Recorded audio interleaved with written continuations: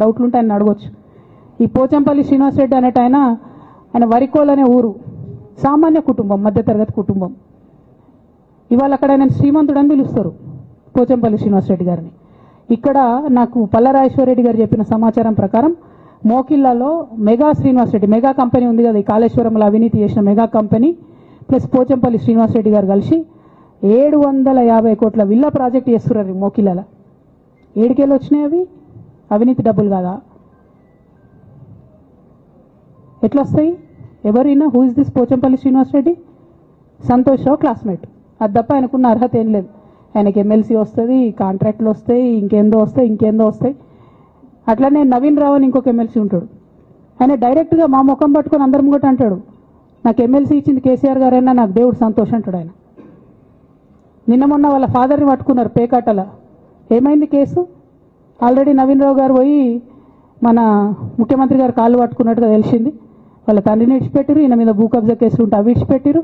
అంటే ఓ పక్క సంతోష్ రావు గ్యాంగు, ఇంకో పక్క హరీష్ రావు గ్యాంగు 100కు 100% రేవంత్ రెడ్డి గారితో, ఇక్కడ ఉన్న కాంగ్రెస్ ప్రభుత్వంతో, అవసరమైన సందర్భంలో పైన బీజేపీతోని వాళ్ళు కోఆర్డినేషన్లో ఉండి బీఆర్ఎస్ పార్టీకి జలగల్లాగా పట్టి పీడుస్తున్నారు. నిరంతరం బీఆర్ఎస్ పార్టీకి నష్టం చేస్తున్నారు. ఎంత దారుణానికి ఒడిగట్టిరంటే ఆఖరికి నా ఓటమితో ప్రారంభమైంది అది. నిజామాబాద్లో నా ఓటమిలో కుట్రలు చేశారు. ఆనాడే మనం రివ్యూ చేసుకుంటే బాగుండలేదు. కానీ ఇప్పుడు అది ఎక్కడికి వచ్చింది? కామారెడ్డిలో పెద్దసారి ఓడిపోయేదాకా వచ్చింది పరిస్థితి. మూడోసారి ప్రభుత్వం పోయేదాకా వచ్చింది పరిస్థితి. ఒక్కొక్క ఎలక్ట్ అయిన ఎమ్మెల్యేను, ఓడిపోయిన ఎమ్మెల్యేలు పత్రికా మిత్రులు మీరు మాట్లాడండి. సంతోష్ రావు గారి బాధితులు నాకు మామూలుగా ఫోన్ చేస్తలేరు. అచ్చా, ఈ కంపెనీ పేరు బ్లూఫిన్ అట, మోకిలా. పల్లరాజేశ్వరరెడ్డి అని అప్పుడు పంపిన మెసేజ్ చూస్తున్న పాతది, బ్లూఫిన్ కంపెనీ మోకిలా.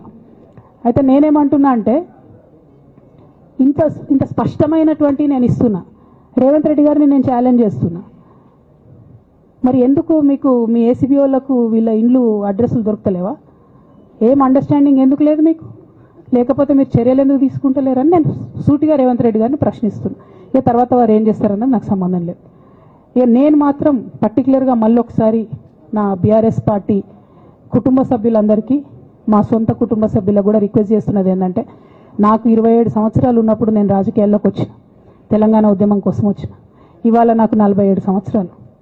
అంటే నా 20 సంవత్సరాల జీవితం అంతా కూడా నేను బీఆర్ఎస్ పార్టీ కోసం, కేసీఆర్ గారి కోసం, తెలంగాణ జాగృతి కోసం, తెలంగాణ ప్రజల కోసం, తెలంగాణ ఆడబిడ్డల కోసం నేను గడిపిన.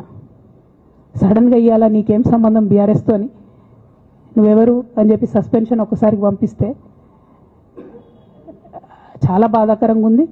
పర్వాలేదు, అయినా నాకు